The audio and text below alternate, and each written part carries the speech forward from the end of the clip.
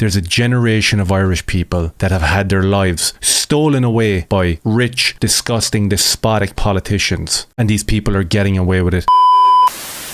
I actually have a little bit of a fear over me because of the results of the mainstream media, with the help of the government, going hand in hand, attacking and defaming Conor McGregor. And I know there's going to be people that jump in here and say he's a convicted this and he's a convicted that. No such thing as a conviction in a civil case. We covered that already. And also about a week ago, Conor McGregor officially filed an appeal in the court here in Ireland. Made it onto the front of a couple of newspapers, but not too many people spoke about it, because the fact that he is willing to spend his money and put his neck on the line again, it must mean that he believes that he's innocent and that there's another chance to prove it. I'm not so sure with the government and the system and the court and the media going against him, but this week he's come out in the face of all that and gone after the government again. Conor McGregor slams Irish politicians for ignoring domestic issues, questions 1 billion plus taxpayer spending in 2024. They act on nothing, he says. It must not be tolerated. Conor McGregor condemns terror flags in Ireland, questions government stance on the assault of a 15-year-old boy in Belfast. Conor McGregor reacts as another major Dublin property is set to become an asylum centre, and he's quoted as saying greed and poison. These are just a taste of some of the statements and some of the issues that Conor actually went off on this week. Very small coverage,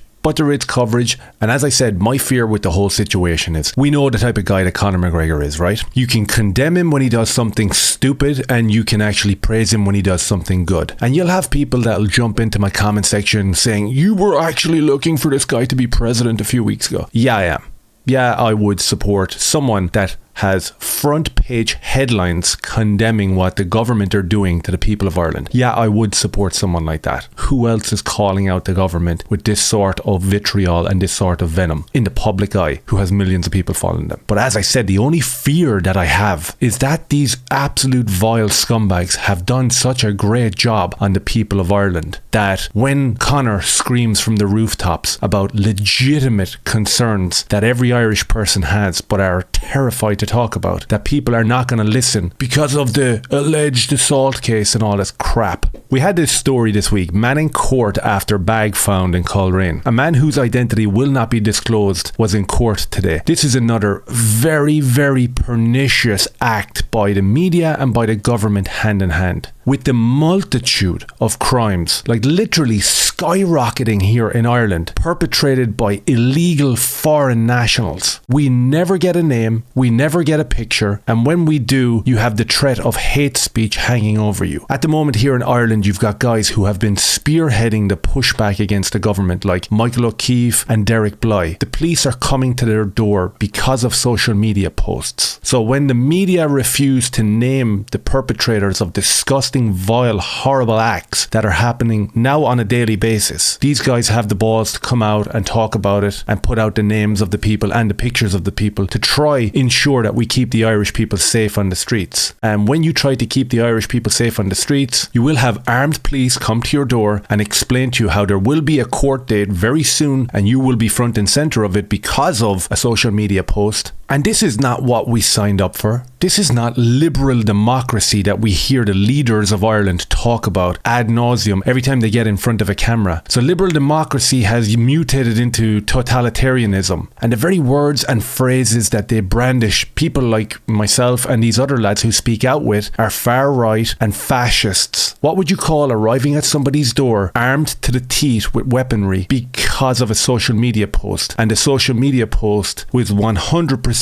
because we want to protect Irish people against the onslaught of foreign young men arriving in their droves every day, armed to the teeth and ready to go out on the streets and attack. It's fascism apparently to protect the Irish people, and liberal democracy to protect the foreign nationals like this man here, whose identity wasn't allowed to be released. Last week, I happened to turn on my mainstream news, and I heard that there was some sort of a gangland interaction in Dublin between local Dublin lads. Every single name of the people involved in this altercation was put out on the public news on the hour, every hour for like 2 days. Their addresses were put out. And I just it struck me like a ton of bricks. I'm like going, there's people driving around on bicycles containing cable ties, blue surgical gloves, masks, adult toys, and other disgusting disgusting, vile depravity. They're arrested and no names are allowed to put out there. But local Dublin lads or local Irish lads have their names and address put out there. Just like the people who went and protested the plantation. The lads that stood on the front line and said, no, you're not bringing bus loads of people into my neighbourhood at 3 o'clock in the morning. You're just not doing it. Every single one of these guys were arrested and named and publicly shamed.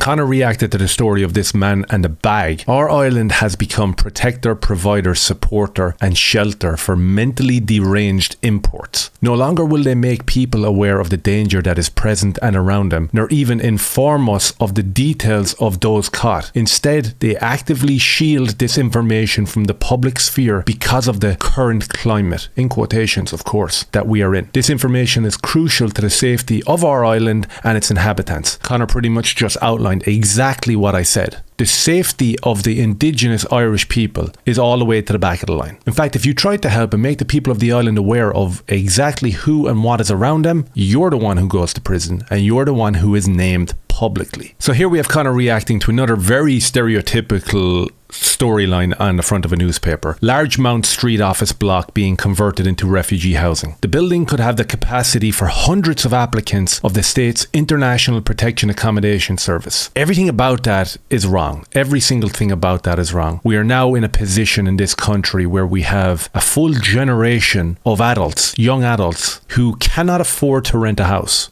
They just cannot. You can't rent a house if they start off from about 2,500 all the way up to 5,000. In my city, I know people that are renting 2-bedroom apartments that are dingy, rundown shitholes for like €3,500. This is unsustainable. There's a generation of young people who have done exactly what was required by the system. They went to school, they went to secondary school, they got the college degree, they got their master's degree, they got the good job in the workplace, they became a good citizen and contributed back to Ireland. They can't buy a house because the prices and the developers have driven everything through the roof. Houses that are like 3-bedroom shitholes are starting at about €575,000.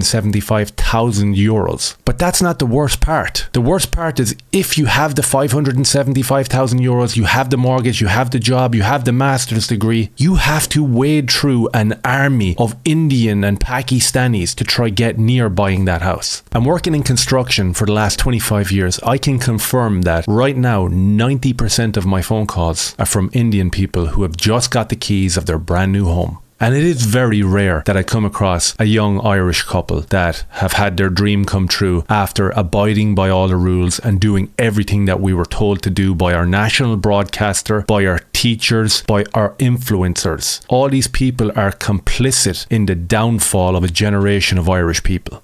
Conor says that this is just one of 10 very large buildings cleared for use in our government's human trafficking racket. In Dublin city centre alone, 10 of these premises packed out in our capital city centre, the attempted destruction of Ireland, tourism, hospitality, decimated and replaced with homogenous human trafficking hubs everywhere, costing the taxpayer billions of euros per year. Illegal mass migration into Ireland must be stopped and this racket must be busted. Correct on every sense, but you missed out on a huge part of this conversation. That's the one that always pops up when you see protesters or you see the Irish people coming out pushing back against this, or even just the most mundane of interactions between people talking on a bus, talking in the pub, talking at work. People feel that there's a cushion there to say that illegal migrants should be sent back because it's common sense, but we're not doing that, so the common sense goes out the window. But we must talk about legal migration and legal loopholes, because in the long run this is far more sinister and dangerous to the populace of Ireland than the busloads of lunatics that are arriving here that actually have Irish young men, Gardaí, out there protecting them. Can you imagine being one of them guys? Can you imagine signing up to be part of An Garda Síochána, the police force of Ireland? Can you imagine signing up for that job? Did you sign up to protect and serve? Because if you did, who are you protecting and serving? Ahmad from Afghanistan?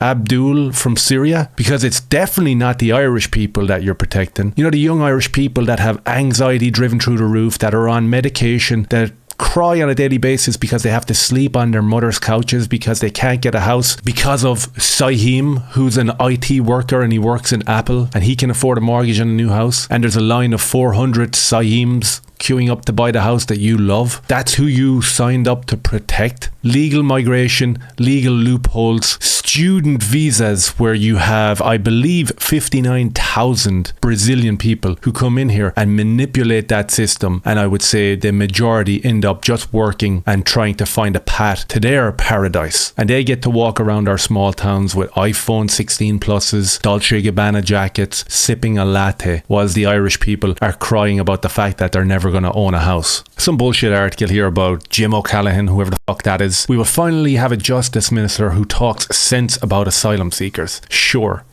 I can imagine big Jim O'Callaghan is going to stand up in government buildings today and say all this stuff that Conor has said. I'm sure he's going to stand up and push back against the racket, this human trafficking racket that they're running up there. I'm sure that's what Jim is going to do. Bullshit. And Conor responds to that and he said, yes, act now. Migrants with criminal backgrounds gone. Migrants who commit crime while in Ireland gone. Migrants who are here for years on welfare without any attempt of employment gone. Migrants who are of good character, honesty, work ethic and community spirit, Céad Míle Fáilte. I disagree, Conor. There's no Céad Míle Fáilte for migrants who want to come in here and take our jobs and take our houses. No, there's no Céad Míle Fáilte. That was 20 years ago, my friend. Fuck off with your Céad Míle Fáilte. Put a stop to everything right now. Who's going to have the balls to say that? Stop the whole racket right now, legal or illegal, and give Irish people a fucking chance. Stop placating this bullshit like, if they want to come in here and pay taxes and acclimate to the community, we can accept them. No, fuck off. Fuck off. We have our own problems. We're bollocksed. That sort of rhetoric, accompanied by the propaganda machine like the Irish Independent, putting out shit like this, not enough migrants arriving to keep pay down, the central bank says. Doing simple research and looking into what is available information, that the Irish government aren't ashamed to say that they are allocating 600, 700 million per year to look after these illegal migrants. But also when doing the research, you know that they never actually come to a stop at around the 600 or 700 million mark, that in the last 3 years they've gone 1 billion per year. You compare that to what is allocated for Irish homelessness and it all becomes a serious mishmash of, well, the Irish homelessness and the Irish housing kind of go hand in hand, and council housing, and I think that there's like 350 million put aside for that per year as well, which is still nowhere near enough. So imagine it, public information that is there for the Irish people to look up, Google it, use an AI tool to try find it. You will see that the Irish government are taking taxpayer money. They're spending 1 billion per year to look after foreign migrants and spending about 350 million to try look after the Irish people if we get a chance, because we're busy looking after these other lads. Look around on social media at what is actually happening in Ireland. Our towns, our cities, our streets have been eradicated. They are no longer Ireland. They don't look the same. They don't feel the same. The government who are supposed to work for us are backing this, and when we speak out about it, they want to put us in prison. There should be no Céad Míle Fáiltes offered to anybody except for the Irish people that are under serious duress because of this government. I think it's important that Conor McGregor is speaking out about it 100%, whether he's right or whether he's wrong on certain topics or certain nuanced issues of all these people coming to Ireland. But I think that his heart is in the right place, because at the end of the day, there's a generation of Irish people that have had their lives stolen away by rich, disgusting, despotic politicians, and these people are getting away with it and their feet are not being held to the fire. So I absolutely love when Conor comes out and throws a little bit of a wobbler and a little bit of a rant in terms of going after these pathetic losers. And I just wish that we had more people of Conor's stature coming out doing it as well. I'd absolutely love that. Let me know your thoughts down below in terms of this one. She's a little bit ranty. When it comes to the slow colonisation of Ireland, I really do hate it, and it really is something I'm passionate about. So let me know your thoughts down below. And if any of it made sense, maybe hit like, subscribe and share. And there's a Patreon link in my description if you feel like helping me out and supporting the channel and keeping it on the road. I'd really appreciate that as well. Cheers.